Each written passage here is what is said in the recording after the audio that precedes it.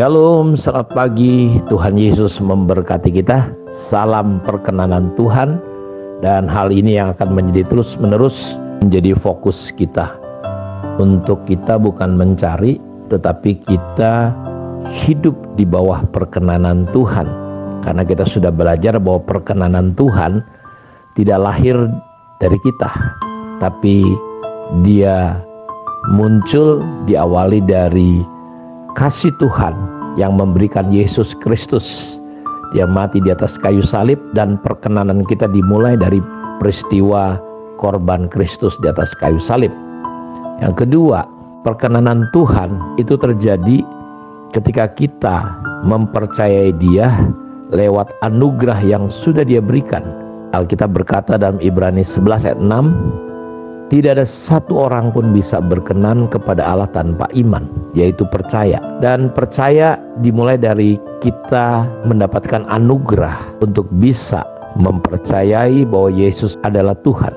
Tidak ada satu orang pun yang bisa percaya Yesus adalah Tuhan kalau bukan dari Roh Kudus. Karena itu kita tidak bisa mengupayakan dari diri kita. Kita tidak bisa mencapainya dengan perbuatan baik kita, dengan kemampuan kita, tetapi itu datang di dalam hati kita, dan itu adalah sebuah anugerah pemberian. Dan percaya yang adalah anugerah, dan ini merupakan dasar atau awal di mana kita percaya, semua karena anugerah. Dalam perjalanan hidup kita harus berjalan tetap dengan iman. Kita tetap percaya walaupun di sekitar kita, bahkan diri kita berusaha menggoyahkan percaya kita, tapi kita tetap percaya. Tuhan Yesus berkata kepada Thomas, karena Thomas berkata, Tuhan, kalau aku nggak melihat Engkau, kutusuk tanganku jariku ini ke tanganmu yang berlubang paku, aku nggak percaya. Lalu Yesus berkata, berbahagialah engkau Thomas karena engkau percaya. Tetapi yang berbahagia, lebih berbahagia adalah orang yang walaupun tidak melihat, tetapi dia tetap percaya. Dan disinilah perkenanan Tuhan itu adalah ketika kita terus berjalan di dalam percaya. Karena itu orang benar akan hidup oleh iman, bukan perasaan, bukan pikiran, bukan kepintaran, bukan apa yang berdasarkan dia lihat, tetapi orang benar harus berjalan dari iman kepada iman, dari percaya kepada percaya. Masalah Tuhan dari perjanjian lama sampai perjanjian baru adalah seringkali banyak orang tidak percaya. Adam dan Hawa tidak percaya dengan apa yang Tuhan katakan, karena percaya ada kaitannya dengan ketaatan. Percaya ada kaitannya adalah dengan kita berjalan mengikuti apa yang Tuhan mau. Karena itu iman adalah kita berjalan terus di dalam ketaatan. Iman adalah kita terus melangkah di dalam apa yang Tuhan perintahkan, bukan apa yang kita pikirkan. Karena itu Abraham disebut bapak orang percaya. Ketika dia dipanggil keluar dalam kitab Kejadian pasal 12, dikatakan, Abraham, kamu keluar. Dari mana? Dari negerimu. Dari mana? Dari keluargamu. Dari sanak keluargamu. Pergi keluar. Kemana? Ke tempat yang aku tunjukkan. Abraham tidak berdebat, Abraham tidak komplain kepada Tuhan, Abraham tidak mempertanyakan Tuhan, dan dia mengikuti. Walaupun pada waktu itu ke tempat yang aku tunjukkan itu Tuhan gak bicara tentang jelas sekali alamatnya mungkin, tetapi dia mengikuti Tuhan dalam perjalanan hidupnya. Dan perkenanan Tuhan, ingat, adalah ketika setiap kita datang kepada Tuhan, kita harus percaya. Tidak ada satu orang pun yang bisa berkenan kepada Tuhan kalau dia tidak beriman. Karena itu ini yang sedang kita bangun, fokus hidup kita, hidup terus menerus di bawah perkenanan Tuhan. Kita fokus dengan darah Yesus, korban Kristus. Kita fokus untuk berjalan, tidak berjalan dengan kekuatan kita.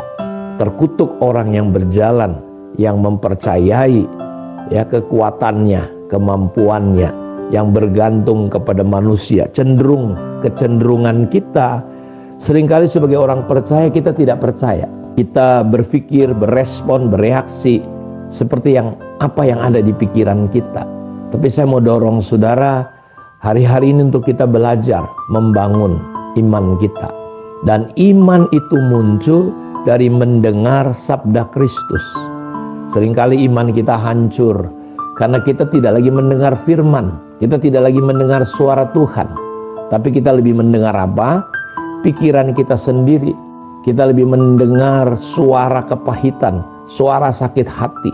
Saudara jangan pernah mendengarkan suara-suara dunia ini. Semua mujizat terjadi, alam semesta terjadi hanya karena sepatah kata firman Tuhan. Ya, langit bumi jadi karena firman Tuhan. Kita lihat ketika perwira itu ketika datang sama Yesus, dia berkata, "Tuhan, hambaku sakit." Dan Yesus berkata, "Aku akan datang ke tempat di mana hambamu sakit." Tapi dia berkata, "Tuhan, kau nggak perlu datang. Kau cukup berkata sepatah kata saja. Sebab aku ini seorang tentara, di bawahku ada bawahanku. Kalau aku bilang ke kiri, dia ke kiri. Kalau aku bilang ke kanan, dia ke kanan." Dan Yesus berkata, "Luar biasa, belum pernah aku lihat iman sebesar ini."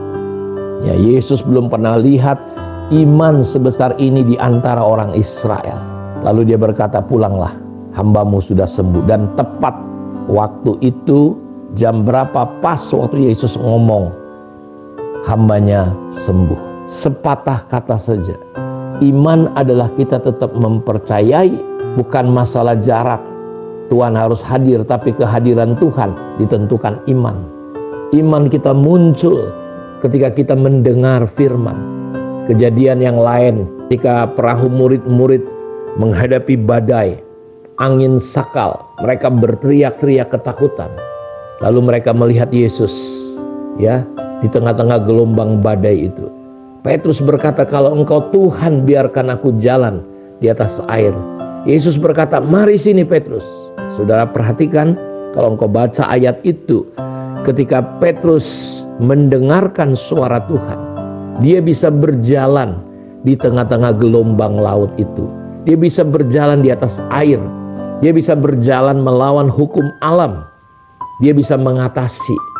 Karena itu Tuhan senang kalau kita mempercayai Dia. Perkenanan Tuhan itu terjadi ketika kita belajar hidup dan berjalan dengan iman. Dan Petrus mulai melangkah di atas air. Saudara lihat, Bapak Ibu lihat, Tuhan senang melihat kalau kita mempercayai Dia dengan segenap hati, kekuatan, pikiran, kemampuan kita. Tapi Alkitab berkata sementara Petrus sedang berjalan di atas air, ketika dia fokus melihat Yesus, mendengarkan suara yang Tuhan katakan. Tapi waktu Petrus mengalihkan pandangannya, dia mulai merasakan angin.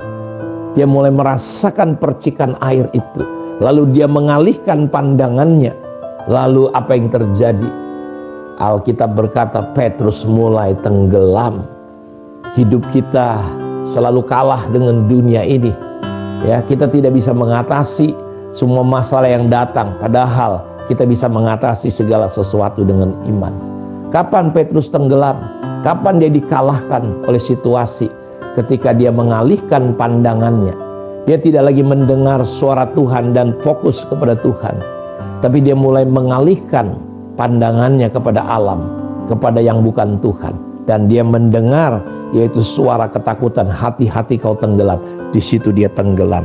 Karena itu perkenanan Tuhan selalu akan terjadi dan kita akan selalu lihat mujizat ketika kita mempercayai Tuhan dengan segenap hati kita. Ingat, tidak ada satu orang pun yang bisa berkenan kepada Tuhan kalau dia tidak beriman. Iman yang membuat kita berkenan kepada Tuhan. Karena itu mari kita terus membiarkan untuk iman kita mempercayai Dia sungguh-sungguh, sehingga kita berjalan dalam perkenanan Tuhan. Dan kalau ada perkenanan Tuhan, itu sama juga dengan penyertaan Tuhan. Itu sama juga dengan di mana Tuhan akan terus memanifestasikan dirinya, kuasanya, kasihnya lewat hidup kita. Dan apa yang kita sentuh akan berhasil. Kiranya Tuhan Yesus memberkati kita semua. Mari kita berdoa. Bapa, terima kasih untuk kemurahan anugerah-Mu. Biar hari-hari ini kami terus hidup di dalam perkenanan-Mu. Kami fokus bukan kepada masalah, fokus bukan kepada suara-suara dunia, suara sakit hati, suara kedagingan, suara dunia ini, tapi kami fokus kepada suara firman-Mu. Karena kami hidup bukan dari roti, kami hidup dari perkataan-perkataan yang keluar dari mulut Allah. Karena itu biarkanlah, ajarkanlah kami Roh Kudus untuk peka mendengar suara-Mu, karena segala sesuatu terjadi karena firman Allah. Terima kasih, diberkatilah umat-Mu. Dalam nama Tuhan Yesus kami berdoa. Amin. Tuhan memberkati kita semua. Shalom.